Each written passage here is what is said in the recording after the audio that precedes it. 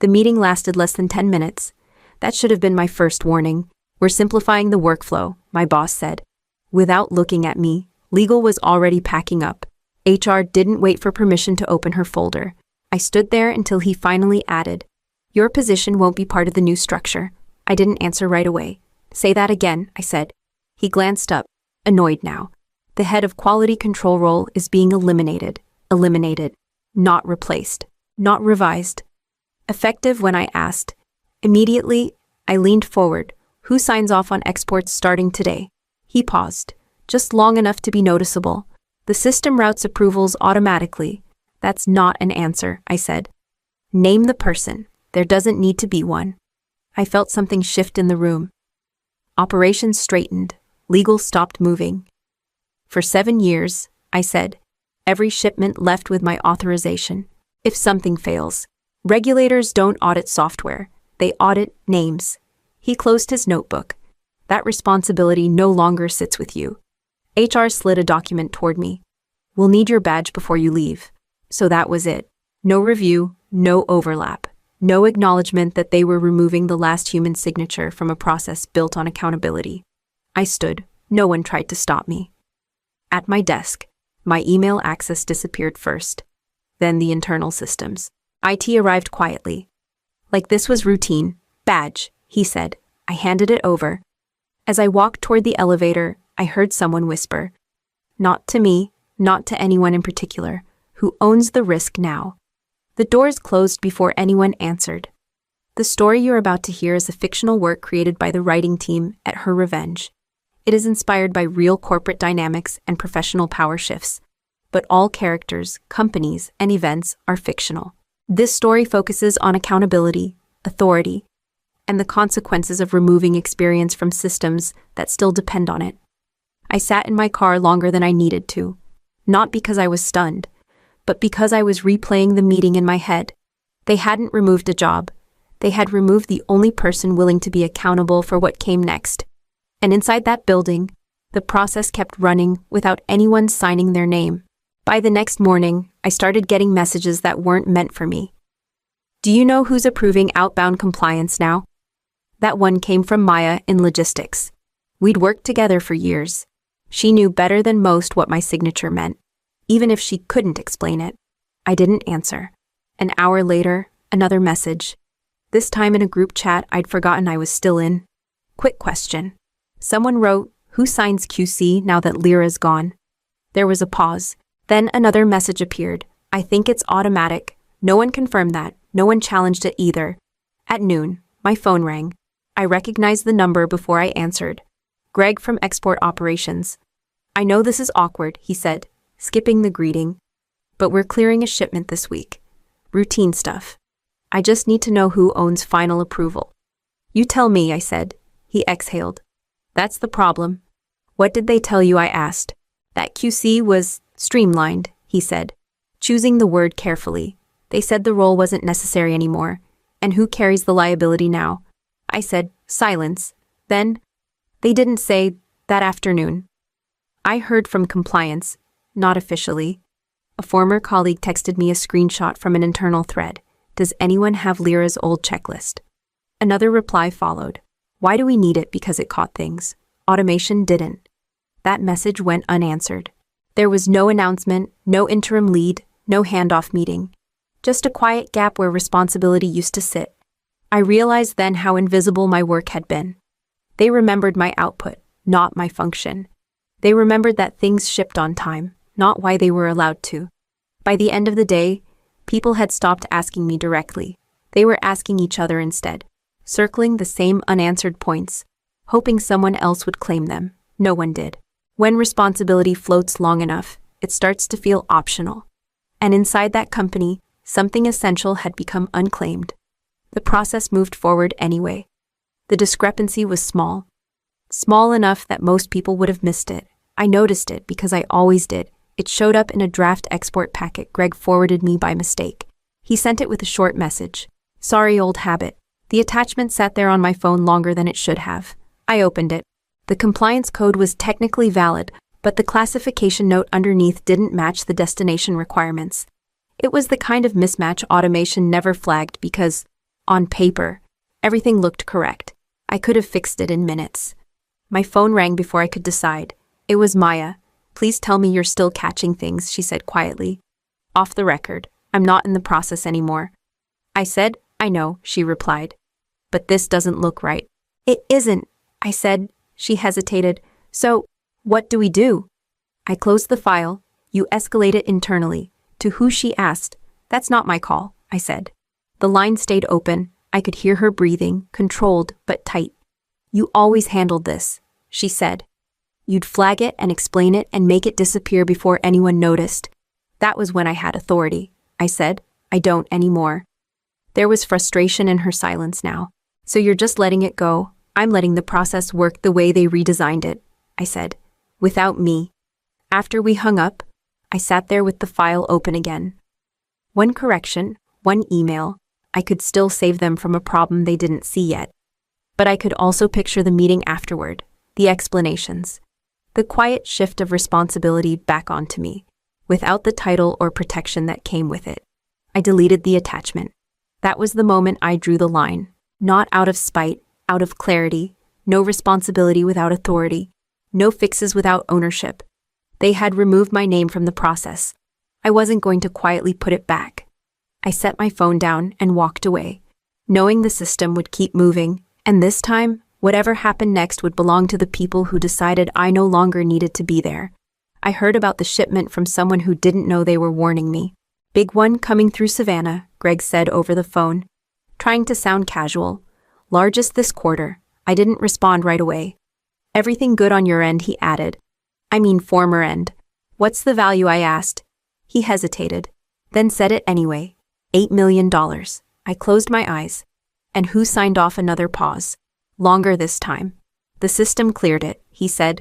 "All green flags." "That wasn't my question," I said. "They said QC isn't a gate anymore," he replied. "Just a monitoring layer. A layer that doesn't sign," I said. "That's what automation's for now," he said, a little too quickly. "They're confident." I could hear voices behind him, someone urging him along. The company was already moving. Once logistics commits, everything downstream assumes approval exists somewhere, even if no one can point to it. "You should know," Greg said, lowering his voice. "People asked about you, just briefly." And I said, "They were told the role was obsolete," he said. "That technology covers it." I pictured the packet moving through the system, the fields populated, the boxes checked. Everything neat and defensible until the moment someone external asked for the one thing automation couldn't provide. "Did legal review it?" I asked. "They reviewed the framework," he said, "not the classification nuance." "That nuance was my job," I said. "I know," he said. "I just thought you should hear it before it ships." "Thank you," I said, and meant it. After we hung up, I sat with the information longer than I wanted to. $8 million moving without a final human signature. Not delayed, not flagged, approved because no one was left to say no. They weren't reckless. They were confident in a system that had always worked because someone like me had been correcting it quietly. By the time the shipment cleared the port, the decision had already been made without me. And once it left, whatever came next would be too late to stop. The email arrived at 7:12 in the morning. I recognized the sender before I opened it. International Compliance Team, external partner. The kind of address that never wrote unless something had gone wrong. The subject line was short, export shipment hold. I opened it and read the first line twice. "We do not see Lyra's approval on the final compliance packet." That was it. No greeting, no explanation, just a statement of fact. My phone started ringing before I finished the email. Greg again. "They stopped it," he said, breathless. "The entire shipment." "On what grounds?" I asked. "Missing final authorization," he said. "They're asking for you by name. By 8 o'clock. The company group chats were on fire.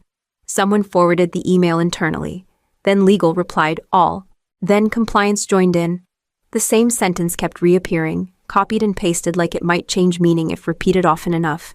"We do not see Lyra's approval." At 8:30, Maya called. "They're in a conference room with legal," she said. "No one understands how this happened. They removed the role," I said. "I know," she said. "They're realizing what that actually meant." At 9, an unfamiliar number came through. I answered it anyway. "Lyra, This is Daniel from Corporate Legal, the voice said, fast and controlled. We're reviewing the rejection notice. Can you confirm you did not sign the shipment I wasn't authorized to? I said. There was a pause. But historically, you would have. Historically, I had the authority. I said, you removed it. Another pause. This one heavier. So the shipment has no accountable signatory. He said, that's correct. I said, by mid-morning, the tone shifted from confusion to urgency. The partner company wasn't negotiating. Without final approval, the shipment would not move. Storage fees were already being discussed. Compliance exposure followed close behind. At 10:15, my phone rang again. This time, it was my former boss. We need to talk, he said. They had said my name out loud, and nothing inside that building worked anymore without it. The first call came from legal.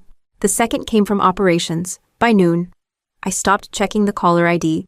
Lyra, we need you to sign off retroactively, a voice said.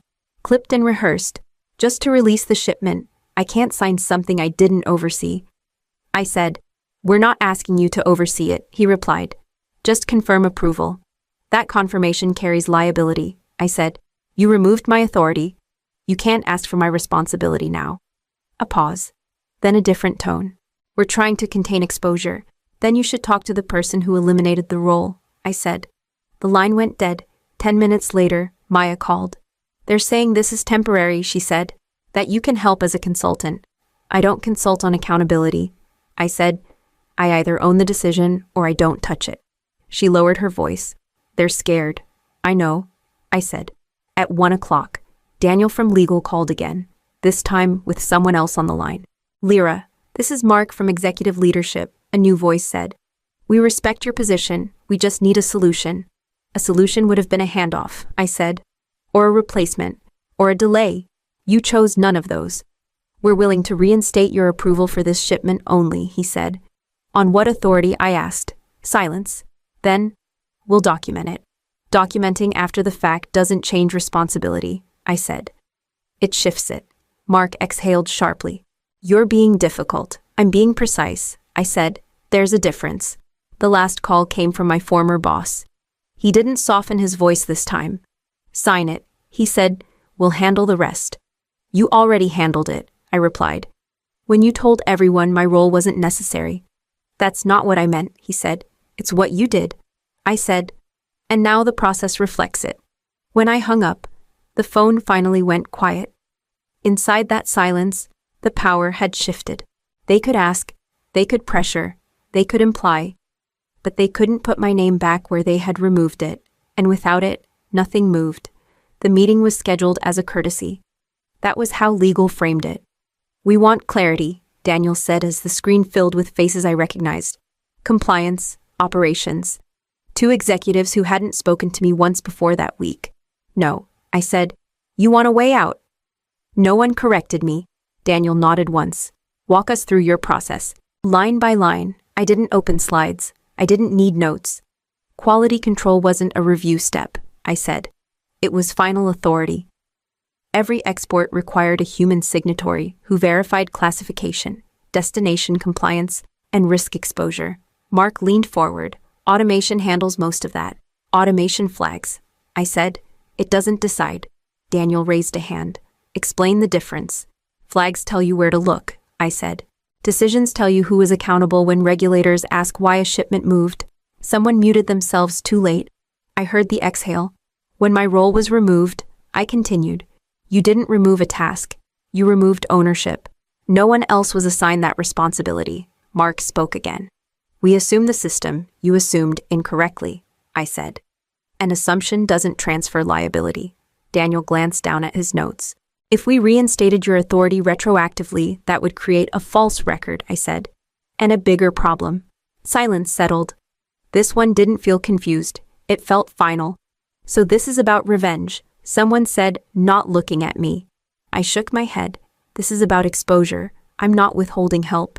I'm refusing to carry responsibility without authority. Mark's voice tightened. There has to be a workaround. There isn't, I said. That's the point of controls. Daniel closed his folder. Then the shipment remains blocked. Yes, I said. And the liability stays internal. Yes. No one argued after that. They didn't thank me. They didn't apologize. The meeting ended the way it began, abruptly and without resolution. But something had changed. For the first time since I was let go, they weren't asking me to fix the problem. They were calculating who would answer for it. The audit didn't begin with accusations. It began with timelines. Daniel called me once the report was finalized. His voice was different now, slower, measured. They traced it, he said. From the shipment rejection backward. Where did it stop, I asked. At the day your role was removed, he said. The document circulated internally that afternoon. I didn't need to see it to know what it said. Compliance gaps don't hide when you remove the last checkpoint. They line up neatly. One decision after another, until they point somewhere specific. Mark called an hour later. He didn't open with pressure this time. The audit names the decision, he said. And the person who made it, I waited. The removal of Quality Control Authority, he continued, was flagged as the root cause, and the liability I asked, he exhaled. Internal. By the next morning. Finance confirmed the numbers, storage penalties, contract delays. The rejected shipment alone carried a loss exposure of $8 million. That figure was now printed in a summary no one could ignore. Procurement lost its exclusive window with the partner. Compliance issued a corrective action plan that would take months to satisfy. The damage wasn't dramatic, it was procedural. That made it worse. Daniel called again, this time to inform, not to negotiate. The board accepted the findings, and I said, the executive authority responsible for eliminating QC has been suspended from operational decision-making, he said, signing power revoked. I pictured the meeting without imagining it. No raised voices, just documents passed across a table. They're mandating reinstatement of final approval controls, Daniel added. Non-negotiable. Understood, I said. No one asked me to return. No one asked me to fix anything. The system didn't need sentiment, it needed accountability. And it had found it. When processes break, people look for shortcuts. When systems answer back, they leave records. This one was complete. The board didn't argue about the number, they argued about timing.